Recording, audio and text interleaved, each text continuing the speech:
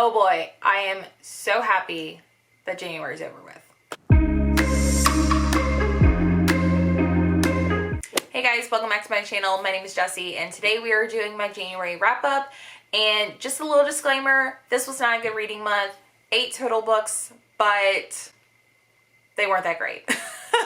So anyways, I wanted to let you guys know that I really did not want to do this wrap up just because it was not a great reading month, but I know a lot of people like these videos. I know in the long run that I'm going to be happy that I did this video just so I can look back on it and see like, oh yeah, January wasn't a great month, but like all these other months were.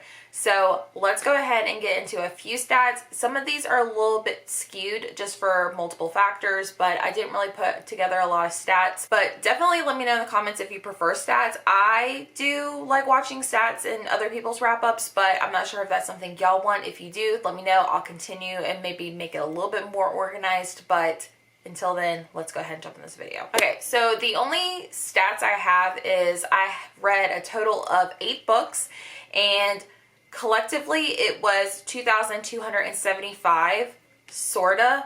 I did read a book as a neck galley arc, and I cannot figure out how many pages are in this book. It doesn't publish until like March or May, but I can't figure out how many pages there are. So, and it's not on Goodreads. So if you don't include that book, that's how many pages I read. My average rating was a 3.57, so technically it was a pretty good month, but overall, not my favorite. I read 5 thrillers, 1 YA contemporary, and then I did read a horror, and then 1 is considered thriller horror.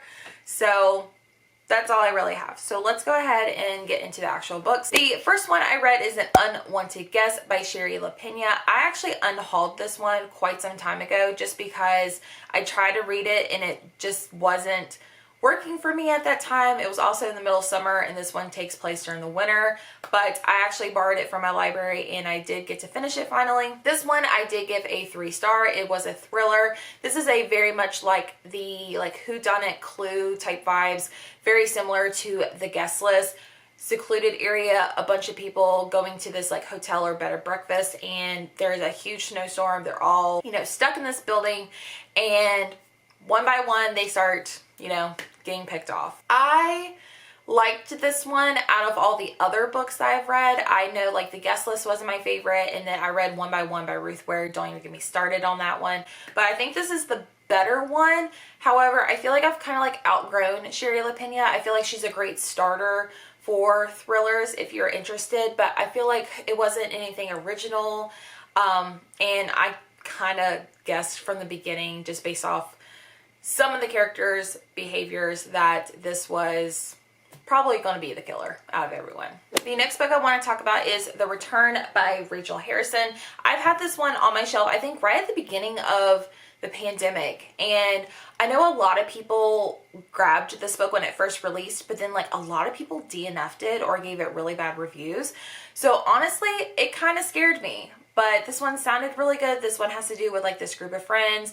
One of their friends goes missing, and yeah, she just like mysteriously returns after a few years and she's not the same. This one's kind of like thriller / horror. For this one, I honestly did not like it. I only gave it 2 stars, and honestly, this one was one of those books where it was very unoriginal. The plot was not really going anywhere, and I felt nothing for the characters. They felt very flat, very underdeveloped in my opinion. So this one was not something I would recommend at all. Honestly, it was almost borderline to the point where I could have DNF'd it and just been okay with that. Moving on from that sort of subject, I actually had a 5-star read, and it was a reread. And if you know anything about me, you should know I love Colleen Hoover. So when I reread Verity, I absolutely loved this book. This was the first Colleen Hoover I ever read. After reading that 2-star read, I knew that I just needed something to get me in the mood to reading, and Verity was one of those books that just like sucks you in, and I read this one probably in like a day and a half. I read this one right before I started my booktube channel, and I absolutely loved it, and I loved rereading it. Even though I kind of know exactly what happens at the end, it just like kind of sticks with you. but I really did enjoy this one. If you don't know what this one is about, it is about a woman who is an author. She's kind of struggling, and she kind of gets this opportunity to like ghostwrite for this very well-known author named Verity. She has this book series, but something happened to her. She's in a kind of like in a vegetable state where she can't, you know, finish the series.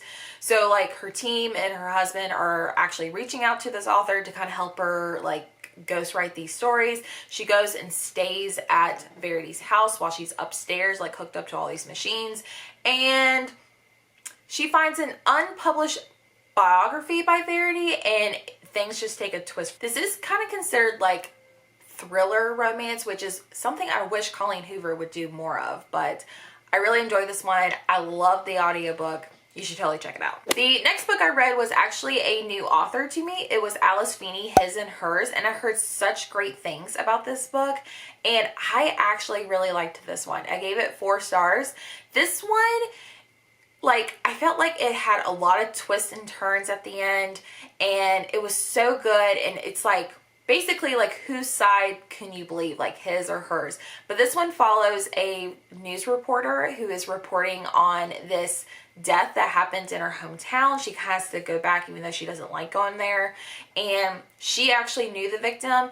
And then you're also following this detective who is, you know, doing the investigation, but he also knew the victim very well. So it's kind of like, did he do it? Did she do it? Did someone else do it? This one like kind of hooks you in. It has a lot of twists and turns throughout the book, and I really enjoyed this one. However, I did dock a star just because like once things were starting to get like revealed of like who done it, it was happening a little too quickly. Like I could not keep up with who was actually doing it. The chapters do get told like his chapters, her chapters. So I will say I was like switching my theories of who the murderer was throughout the whole time, which is something I like. However, when things were getting revealed, my head was just spinning way too fast because I couldn't keep up with what was going on. If you do plan on reading this one, I highly recommend the audiobook because you actually get chapters from the murderer, and it's like this muffled noise, like this muffled voice, and so you really can't tell. You really can't tell if the voice is male or female, so it's really interesting. And I will also say the overall like big reveal wasn't that shocking to me. Really enjoyed this one, so I may pick up some other stuff by this author. The next one was actually a recommendation from a few of the girls in my book club. It is They Never Learn by Lane Fargo. This one totally gave me that Dexter vibes, along with like that, oh my god, what am I trying to say? This one totally gave me Dexter meets How to Get Away with Murder. This one you're following a professor who actually murders some pretty bad people, and she is also an English professor. So what I liked about that one is it's about this English professor who kind of gets her revenge on some bad people that are doing things around campus, and I really liked that. She was a total badass in this book. I really loved it.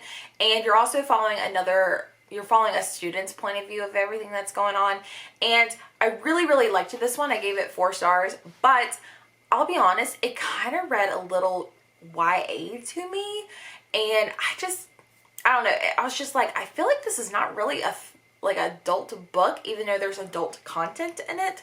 So that's my only reason why I docked a star. So I don't know, a lot of people really enjoyed it, but I just felt like it read a little too young for me. That's just my opinion. The next one I read, I'm just going to kind of briefly go over it because honestly, I kind of forgot the majority of it.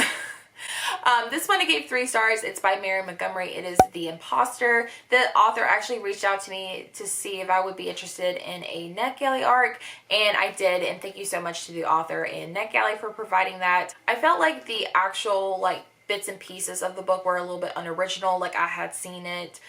There is one trope in there. I'm not going to spoil it because I think that is a spoiler, but there is one thing that happens quite often in books, and it's not my favorite trope, honestly.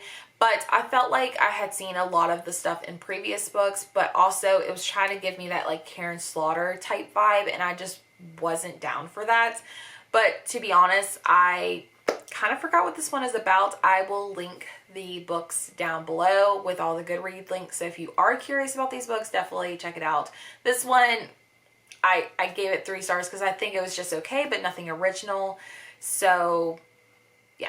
All right, the next book I want to talk about is The Winter People by Jennifer McMahon. I actually DNF'd this one at like 100 pages. I was so bored. I felt like it was a little too much historical fiction for me, even though it's like a thriller horror book. But this one has to do with like a family set in like the early 1900s, and then is it 1900s? Yeah, so it's set in 1908, and then you have like present day. And so it's about this town where like people start going missing. It starts off with this child, and then like this mother goes missing. And I was just so incredibly bored. I don't know, the way it skipped into like other points of views and other timelines just wasn't for me. So I ended up DNFing this one. I know a lot of people like this one, but no, not for me. And the next one that I read right at the end of January was Grown by Tiffany D. Jackson. And this is a YA contemporary, but it's also got like some thriller aspects to it. I'm not going to give my rating. I'm not going to give a review on this one just because we are actually talking about this one on the Talk Bookish podcast with my friends Gwen and Jacqueline, and we're diving all into the details about this one. So if you want to know my initial thoughts, definitely check out that podcast. It's linked in the description. We talk about the ins and outs and all of our opinions on this one. The episode is supposed to go live on February 15th. We are actually recording today. So I will say this, I do have lots of thoughts about this book. I actually wrote it down in my bullet journal. If you are interested, definitely check out that podcast episode. Again, link in the description. All right, guys, that is my January wrap up. Sorry, I feel like it's a little bit on the sloppy side, or like my thoughts aren't that cohesive. But again, I did not really enjoy January that much. There were a few books that kind of stuck out, but I will say this, February has definitely been a lot better. So thank you for hanging in there. Make sure you subscribe, because I post videos at least 1 to 2 times a week. Make sure you subscribe so you don't miss out on any of those videos. And all the links for everything is down in the description. And I will see you guys in my next video. Bye.